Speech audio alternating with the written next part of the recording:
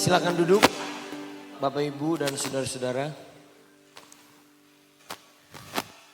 Selamat Hari Pentakosta. Haleluya. Sama-sama teriak, selamat Hari Pentakosta. 1, 2, 3. Selamat Hari Pentakosta. Haleluya. Saudara-saudara, waktu hari ini kita rayakan, beberapa waktu yang lalu, dulu pada zaman itu,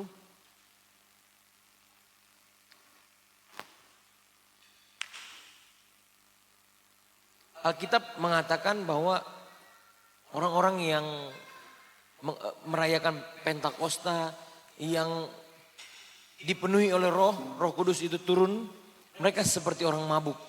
Ya kira-kira jam segini lah. Saudara sudah pakai kebaya cantik ke gereja, dibilang, ngapain kamu ke gereja?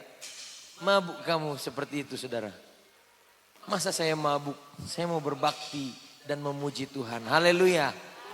Bagi orang yang tidak suka datang beribadah, mereka akan bilang kita sedang mabuk, harus setia kepada Tuhan. Kita yang rajin berdoa, mereka akan berpikir aneh orang rajin berdoa.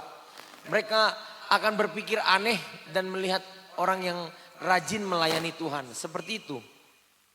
Dan kita sudah berdoa selama 10 malam untuk dipenuhi oleh Roh. Lalu setelah malam ke-10 dan hari ke-10 setelah Yesus naik ke sorga, turunlah lidah-lidah api. Seperti itu. Roh Kudus itu punya buah-buahnya. Sama-sama katakan buah roh. 1, 2, 3. Buah roh. Karena itu saudara, mari kita buka Alkitab kita dalam Galatia 5. Galatia 5 ayatnya yang ke-22 sampai 23. Roh Kudus itu akan menghasilkan sesuatu. Ada buahnya seperti itu. Mari kita baca sama-sama. Mari saudara saya jemput untuk berdiri. Kita akan baca Galatia 5 ayat 22 sampai 23. 1, 2, 3. Tetapi buah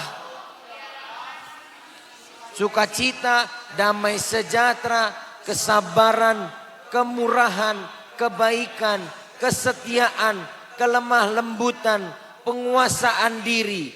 Tidak ada hukum yang menentang hal itu. Puji Tuhan. Haleluya. Silakan duduk Bapak Ibu dan saudara-saudara. Firman Tuhan hari ini dituliskan oleh Rasul Paulus. Dia lihat di Galatia itu orangnya kayaknya sudah gak beres. Alkitab katakan apa yang terjadi di dalam keadaan jemaat di Galatia itu cabul, saudara. Cabul. Firman Tuhan katakan perbuatan daging telah nyata, yaitu percabulan. Jadi jemaat di Galatia itu cabul, ngelihat perempuan lewat, kiu gitu ya. Sekarang ini sudah ada hukum untuk mengajar orang yang melakukan tindakan seperti itu. Itu cabul, saudara. Ada hukum yang bisa mengatur kalau orang tidak terima di siulan-siulan seperti itu. Apa namanya? Cat calling. Kiu gitu ya. Kalau perempuan lewat lalu digodain, cat calling, kiu gitu ya. Itu termasuk percabulan, saudara-saudara. Sehingga Galatia itu jemaatnya itu cabul. Sudah cabul hidupnya penuh kecemaran. Dan hidup mereka itu jemaat penuh dengan hawa nafsu. Sudah begitu penyembah berhala lagi. Dia lebih rela ambil ayam dipotong disembah. Ambil semua yang baik untuk penyembahan berhala, saudara-saudara. Lalu mereka suka dengan hidup sihir. Gimana caranya ya? Saya datang ke Kedung Halang dari Citerep cuman sedikit. Gimana ya caranya ya? Kita menghukum orang yang kemarin menyakiti hatiku. Dia suka sihir, saudara. Lalu mereka hidupnya dalam perseteruan. Dalam ayat 20 seperti itu. Kerjanya berantem aja. Mereka suka berselisih. Dikit-dikit tidak setuju dengan pendapat orang lain. Biasa tidak setuju. Tetapi ketika kita tidak setuju, lalu kita berselisih, itu yang salah. Lalu iri hati. Jemaat di Galatia itu iri dengan apa yang orang lain miliki. Sukanya begitu, sukanya begini, sukanya begitu. Dan orangnya juga suka marah. Kepentingan diri sendiri. Roh pemecah belah. Kalau ada orang yang sudah mulai berkawan, sudah mulai besti, dipecahi itu, saudara. Kira-kira seperti itu. Lalu setelah suka, pemecah, dengki. Dan hidupnya penuh dengan kemabukan. Alkitab katakan demikian. Sudah orangnya suka mabuk, suka pesta. Ya ada hari tanpa pesta, saudara-saudara. Dan sebagainya. Itulah yang terjadi pada jemaat di Galatia. Itu sebabnya Alkitab mengatakan Paulus menyampaikan kepada jemaat di Galatia ini. Tetapi buah roh itu kasih, sukacita dan sebagainya, saudara-saudara.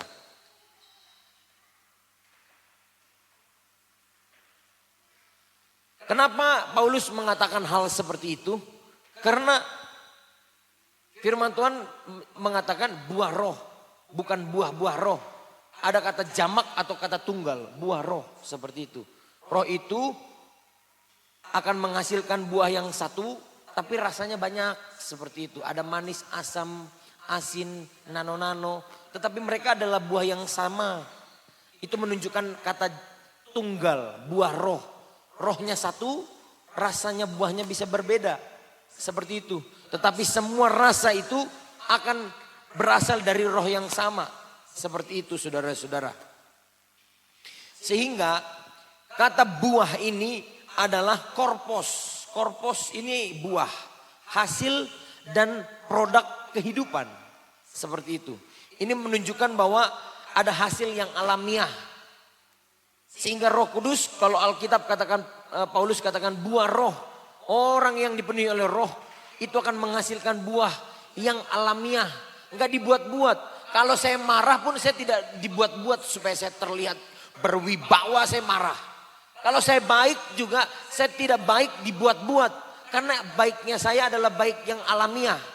Sehingga kata buah itu adalah produk yang alamiah. Mengapa dikatakan buah? Fruit of spirit katanya seperti itu. Pohon yang baik akan menghasilkan buah yang baik.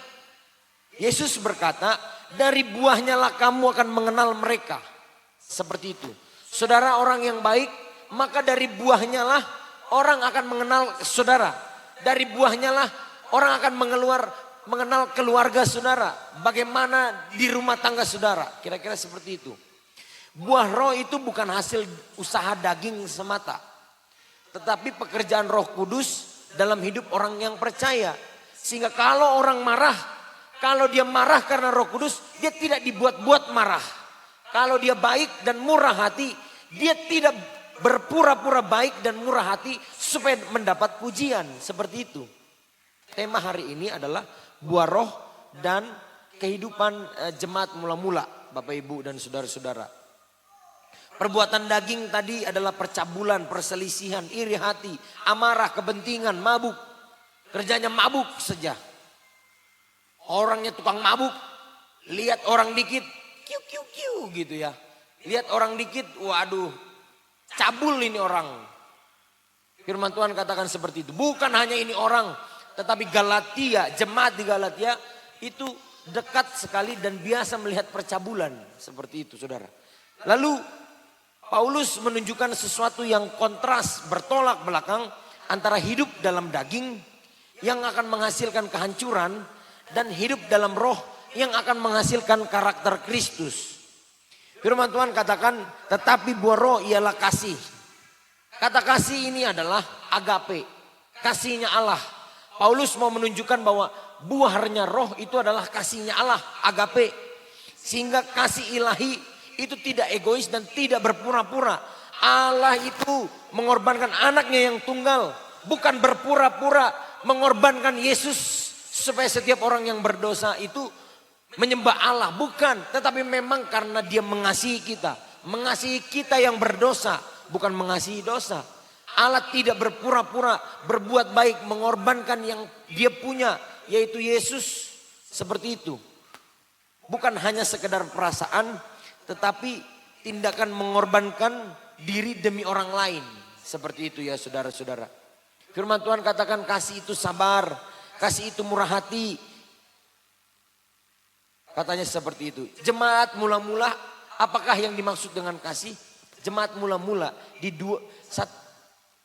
Kisah Para Rasul 2. Waktu Roh Kudus itu turun atas mereka. Mereka sudah mulai berbahasa-bahasa, lalu mereka berkumpul bersama-sama. Terdapatlah gereja, mulailah mereka sepakat. Dan mereka adalah termasuk jemaat yang pertama kali mula-mula. Apakah yang dilakukan oleh jemaat mula-mula? Mereka saling berbagi. Mereka menolong orang lain. Mereka makan bersama. Memperhatikan orang-orang yang lemah. Firman Tuhan katakan segala kepunyaan mereka adalah kepunyaan bersama. Puji Tuhan. Haleluya. Jemaat mula-mula itu kasihnya masih menyala-nyala. Hangat sekali. Kurang kau ya. Aku punya. Tapi jangan diranggut semua. Apa yang ada padaku itu menjadi milikmu. Tetapi jangan diranggut semua saudara. Karena jemaat mula-mula itu begitu sadar akan keberadaan dirinya. Kalau dirinya kurang, dia akan melibatkan diri, mendekatkan diri. Kalau orang yang sadar dirinya lebih, akan mendekatkan diri. Supaya yang ada padanya itu menjadi milik bersama. Seperti itu. Kasih ini adalah menjadi kesaksian terbesar gereja jemaat mula-mula, saudara-saudara. Lalu yang kedua, firman Tuhan katakan selain kasih ada sukacita. Sukacita ini kara. Kara ini adalah sukacita yang rohani, bukan senang yang dibuat-buat, happy dibuat-buat, ketawa dibuat-buat, bahagia senyum dibuat-buat seperti orang yang sakit jiwa, bukan. Tetapi sukacita rohani itu tidak bergantung keadaan. Sukacita firman Tuhan katakan kara. Bukan kebahagiaan duniawi. Tetapi kegembiraan karena mengenal Kristus. Apakah yang dimaksud dengan sukacita? Alkitab katakan bersukacitalah senantiasa dalam Tuhan. Alkitab katakan bersukacitalah senantiasa dalam Tuhan. Bukan karena uang kita banyak. Bukan karena kita baru gajian, bukan karena baru promosi atau dapat bonus atau hal yang sebagainya. Tetapi firman Tuhan katakan bersukacitalah senantiasa dalam Tuhan. Lalu apa hubungannya bersukacita dengan jemaat mula-mula? Jemaat mula-mula itu bersukacita walau dia dianiaya saudara-saudara. Mereka terus memuji Tuhan. Mereka penuh dengan sukacita. Tetap memberitakan Injil. Bukankah itu karena Allah? Bukankah yang mereka terima itu harusnya tidak membuat mereka dalam keadaan sukacita? Firman Tuhan katakan bersama dalam keadaan gembira. Puji Tuhan. Haleluya. Hari ini setelah kebaktian ini kita harus makan bersama dalam keadaan gembira. Haleluya. Saudara bawa atau tidak bawa, kita makan bersama dalam keadaan gembira.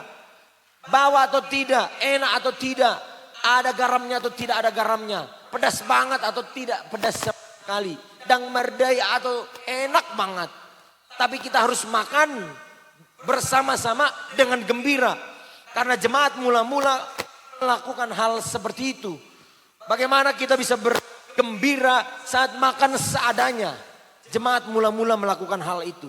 Bukan karena kelebihan dari sumber daya alam yang dia miliki. Sumber daya yang dia miliki sehingga mereka bisa bergembira. Tetapi mereka mengupayakan bergembira itu, sukacita itu di dalam Tuhan, saudara-saudara.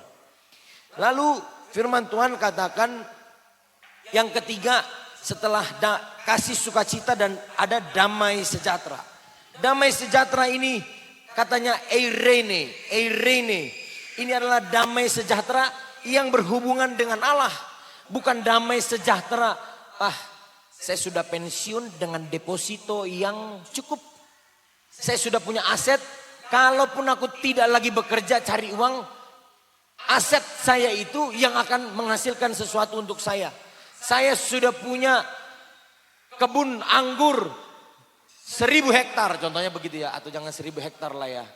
1 hektar lah kira-kira. Kalau punya kelapa sawit 50 hektar mantap. Saya akan mengalami sejahtera walaupun saya tidak bekerja lagi. Seperti itu saudara. Dan firman Tuhan katakan damai sejahtera itu adalah damai yang berhubungan benar dengan Allah.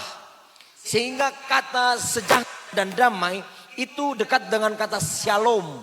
Salam, damai sejahtera.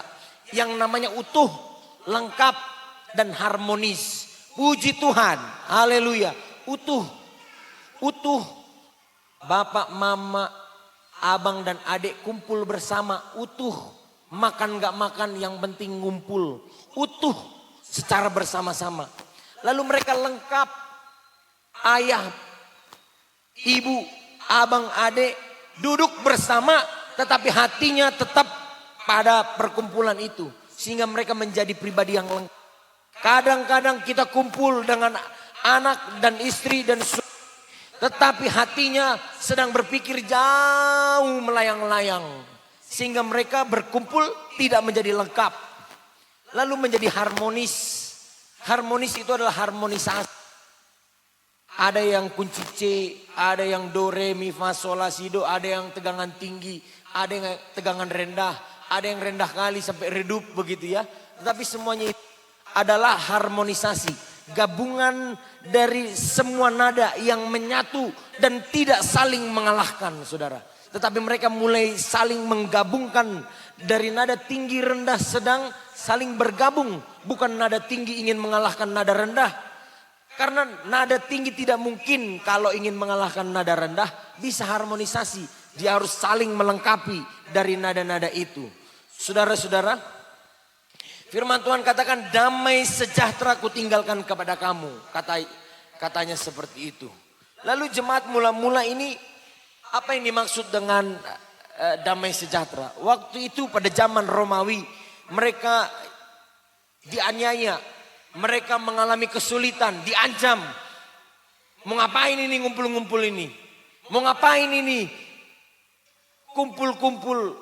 Ini kayaknya ada mau pemberontakan ini, pemberontak ini kumpul-kumpul. Kira-kira seperti itu saudara.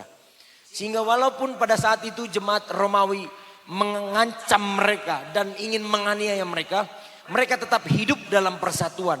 Mereka bersatu. Tidak ada yang dapat merendahkan saudaraku kalau dia miskin. Tidak ada yang dapat memanfaatkan saudaraku karena dia kaya. Kita bersatu saudara-saudara. Alkitab katakan demikian. Mereka saling mengampuni di dalam tubuh yang sama. Mereka saling melengkapi dan mengampuni. Bagaimana orang kaya bisa mengampuni orang yang miskin. Dan orang miskin juga harus mengampuni orang yang lebih kaya. Saudara, karena ada orang kalau orang kaya itu orangnya jahat katanya seperti itu. Kalau uangnya banyak pasti jahatnya banyak itu, dosanya banyak. Lalu datanglah orang kaya, apalagi orang miskin katanya seperti itu. Sehingga mereka saling bertengkar. Sehingga kita perlu dalam hal kemampuan yang lebih dan sedang dan kurang. Kita harus hidup dalam pengampunan. Dan tidak hidup dalam kepahitan. Tidak ada yang dapat menakar-nakar kita. Tidak ada orang yang dapat membatasi kemampuan kita. Saudara, selanjutnya firman Tuhan katakan setelah damai sejahtera ada kesabaran. Kesabaran ini artinya makrotumia. Makrotumia. Saudara, artinya makrotumia itu panjang nafas. Gini. Sama-sama kita gitu ya. 1, 2, 3. Gitu coba 1, 2, 3. Nah begitu. Itu namanya sabar. Bukan begini. Bukan begitu. Panjang nafas itu yang gini. Itu yang namanya mia. Bukan orang Batak kalau sudah menghela napasnya seperti itu pasti ada yang sulit. Ada yang tidak tardok katanya. Ada yang tidak terkatakan. Pantang. Pamali amang. Gitu ya. Pamali kan gitu ya. Katanya seperti itu. Makrotumia, panjang sabar. Itu bukan. Tapi panjang napas. Sebelum kita marah, kita tarik napas sedalam-dalamnya. Seperti itu saudara. Akhirnya oksigen di dalam otak kita cukup.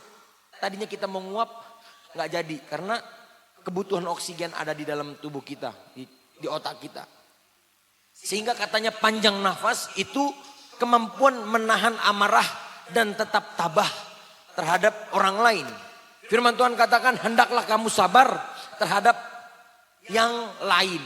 Katanya seperti itu. Lalu apakah hubungannya dengan jemaat mula-mula? Jemaat mula-mula itu difitnah, dianiaya. Saudara, apakah mungkin jemaat mula-mula itu gak punya kekuatan? Aku orang miskin, kalau kau injak aku, kuribakan semua yang kau punya. Kan kira-kira seperti itu. Aku orang susah, kalau kau perlakukan aku dengan tidak layak, akan kuhabisi. Kan bisa saja dilakukan oleh orang-orang jemaat mula-mula. Tetapi jemaat mula-mula tidak melakukan itu. Karena mereka dalam keadaan fitnah. Mereka dalam keadaan penjara. Bahkan mereka diancam akan dibunuh dalam kematian. Mereka itu panjang napas, sabar. Saudara, waktu saya kecil saya diajari begini. Jempol, katanya gajah. Sama-sama katakan gajah. Gajah. Jempol, kasih dulu jempolnya. 1, 2, 3. Gajah. Jadi kalau jempol ini sweet sama begini katanya ini apa ini? Orang ini ya. Ini apa ini? Orang. Ini orang. Kalau jempol sama orang, kalah besar. Begitu kan? Tapi kali gini, apa ini? Semut. Orang saja bisa kalah dari gajah. Kok apalagi semut? Harusnya kan logika kita berpikir seperti itu. Tetapi permainan pada zaman anak-anak mengatakan semut harus menang. Harus. Loh, orang aja kalah dari gajah. Masa semut? Kenapa bisa kalah? Bisa masuk kuping. Kau yang bilang itu. Manusia kalau diinjak saja mati. Apalagi semut. Kan begitu saudara. Itu adalah logika sederhana. Saya yang biasa-biasa saja diinjak bisa mati. Apalagi orang miskin. Saya yang biasa-biasa saja tidak susah. Kalau dikecewakan rasanya mau marah saudara. Apalagi orang yang tidak punya. Dihina. Bukankah harusnya orang yang tidak punya itu bisa lebih marah daripada kita yang tidak lebih punya daripada dia kalau dihina. Seperti itu yang dilakukan oleh jemaat mula-mula. Kan begitu ya. Kecil harus menang. Pokoknya harus menang. Loh, manusia aja kalah kok semut bisa menang lawan gajah kan gitu ya. Masuk telinga ada-ada aja begitu ya. Kalau semut bisa masuk telinga, orang pun bisa masuk telinga kan. Begitu ya kan saudara-saudara. Jemaat mula-mula ini lalu firman Tuhan katakan setelah kemurahan ada bukan kemurahan ya. Kesabaran ada kemurahan. Kemurahan ini Krestotes ini murah hati. Sikapnya lembut. Penuh dengan belas kasih dan suka nolong. Kayaknya aku kalau lihat orang susah kayaknya langsung terenyuh gitu ya. Nah ini orangnya penuh dengan kemurahan. Kalau kita lihat orang yang membutuhkan kayaknya langsung apa namanya ini ya. Orangnya itu bukan low, apa namanya? Plekmatis atau apa? Low apa itu namanya? Saya lupa. Pokoknya kalau lihat orang yang lagi sedih kayaknya kita juga ikut sedih gitu ya. Kemurahan itu suka menolong. Mellow. Iya mellow. Pokoknya kita lembut kali hatiku. Jangan sakiti aku. Aku mudah terluka katanya. Dan aku juga mudah melukai. Kira-kira begitu ya kan. Sama seperti itu. Lalu kata kemurahan ini firman Tuhan katakan. Hendaklah kamu ramah seorang terhadap yang lain. Firman Tuhan katakan. Jemaat mula-mula pun melakukan hal seperti itu. Mereka memberi makan bagi orang-orang di sekitarnya. Merawat orang yang sakit. Dan menerima orang asing masuk ke dalam komunitas mereka. Pada zaman Romawi ada sebuah wabah. Dan Sejarah mengatakan orang Kristen pada saat itu menolong orang-orang yang sakit. Puji Tuhan. Haleluya. Pada masa wabah ada penyakit di zaman Romawi seperti itu. Lalu selanjutnya ada kebaikan. Kebaikan ini agatosune katanya. Agatosune. Orang baik ini adalah karakter yang benar dan aktif melakukan kebaikan. Bukan pura-pura baik. Firman Tuhan katakan, janganlah kamu jemu berbuat baik. Haleluya. Haleluya. Janganlah kamu jemu berbuat baik. Saudara pernah dengar seorang motivator. Kalau saudara berbuat baik, ada orang tidak menghargaimu. Berhenti berbuat baik. Seperti itu kan? Motivator itu akan lakukan seperti itu. Motivasi akan mengatakan hal seperti itu.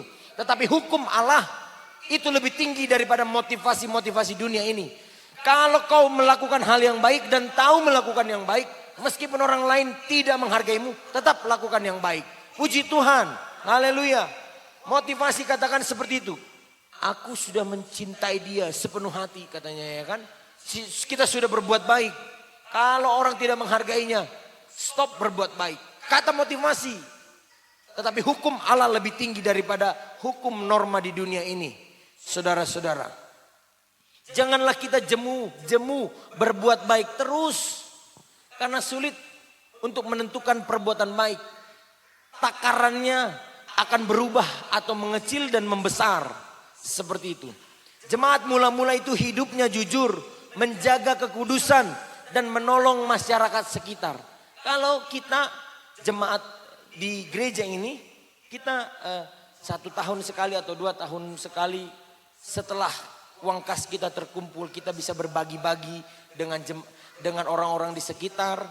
Itu adalah tindakan yang baik untuk kita lakukan, untuk tidak jemu-jemu melakukan kebaikan. Lalu yang ketujuh adalah kesetiaan, pistis katanya seperti itu. Kesetiaan ini adalah iman dan dapat dipercaya. Setia, dapat dipercaya dia.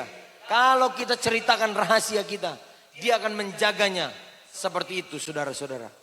Firman Tuhan katakan, baik sekali perbuatanmu itu, hai hambaku yang baik dan setia. Ini adalah satu perkataan dari seorang tuan kepada hambanya. Baik sekali perbuatanmu itu, hai hambaku yang baik dan setia. Orang itu loyal kepada tuannya. Tuannya sudah pulang. Padahal hambanya itu sudah capek letih melayani. Sudah membersihkan semuanya. Lalu dia katakan, ya tuanku, apa yang harus aku kerjakan selanjutnya? Sehingga kata tuanku, ya hambaku yang baik dan setia. Seperti itu juga perumpamaan tentang tuan dan hamba. Itu juga ditujukan kepada saudara dan saya.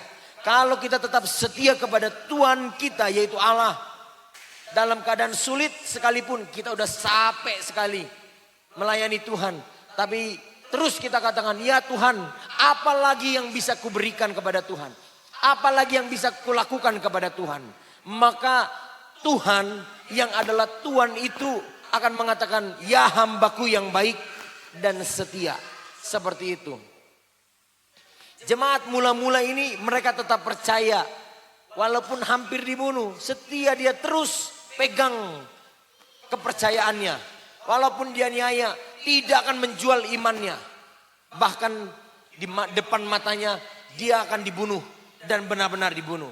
Lalu yang ke-8 sebelum yang terakhir. Lemah lembut, proutes, katakan seperti itu.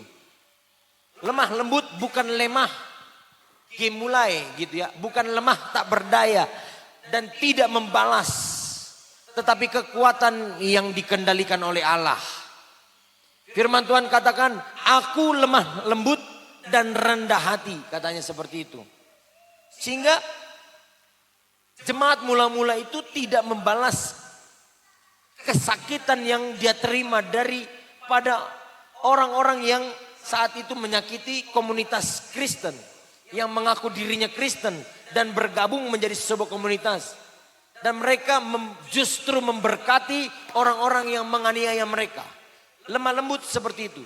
Kalau kita tidak bisa membalas karena kita lemah dan tidak bisa membalas, itu bukan lemah lembut. Kalau saya bisa balas tapi saya tidak bisa tidak membalasnya, itu baru lemah lembut. Puji Tuhan, haleluya. Dan yang terakhir adalah penguasaan diri. Ekratia. Ekratia, kemampuan untuk mengendalikan hawa nafsu. Jemaat di Galatia itu lewat cewek dikit, kiu. Lewat duit dikit, bukan duit kita langsung gitu ya, bercanda-canda di video gitu ya kan. Pas kita mau ambil rupanya ditarik orang, kira-kira seperti itu. Penguasaan diri ini adalah kemampuan untuk mengendalikan hawa nafsu saudara. Nafsu makan, nafsu tidur, nafsu kerja. Saudara, ada yang namanya nafsu kerja, workaholic.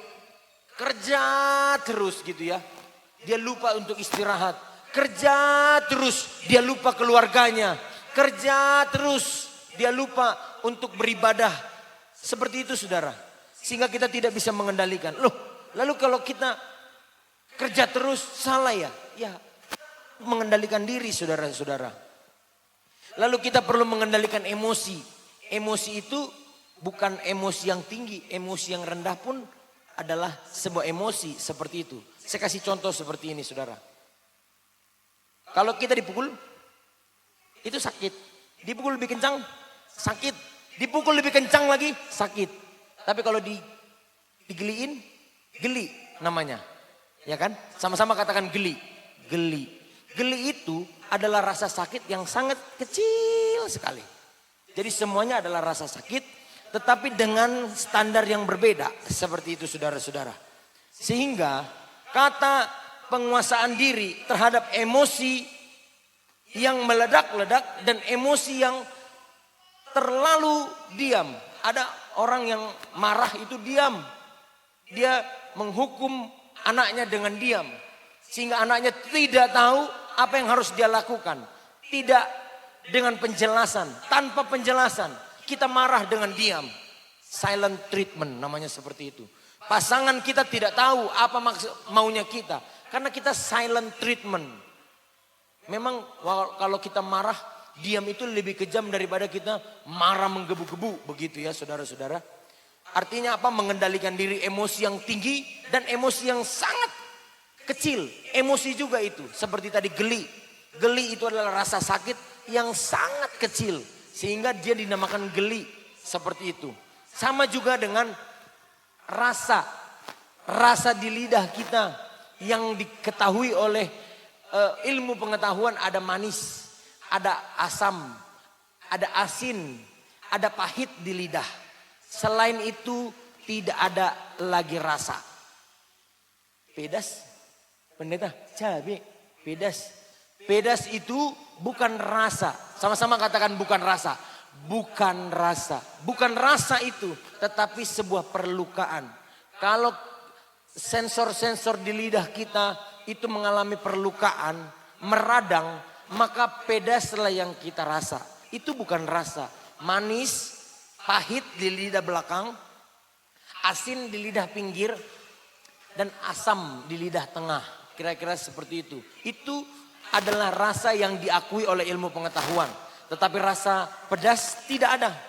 Tetapi luka, perlukaan dan peradangan itulah menjadi rasa pedas. Penguasaan diri, menguasai lidahnya, menguasai keinginan dagingnya. Firman Tuhan katakan setiap orang yang turut mengambil bagian dalam pertandingan, menguasai dirinya dalam segala hal. Saudara dan saya masuk ke dalam sebuah arena yang namanya pertandingan. Apakah nama pertandingannya?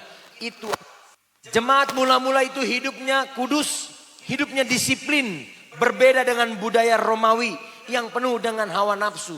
Mereka tahu, mereka sadar hidupnya harus lebih hati-hati. Karena kalau aku tidak hati-hati, banyak ancaman-ancaman akan datang kepada kita.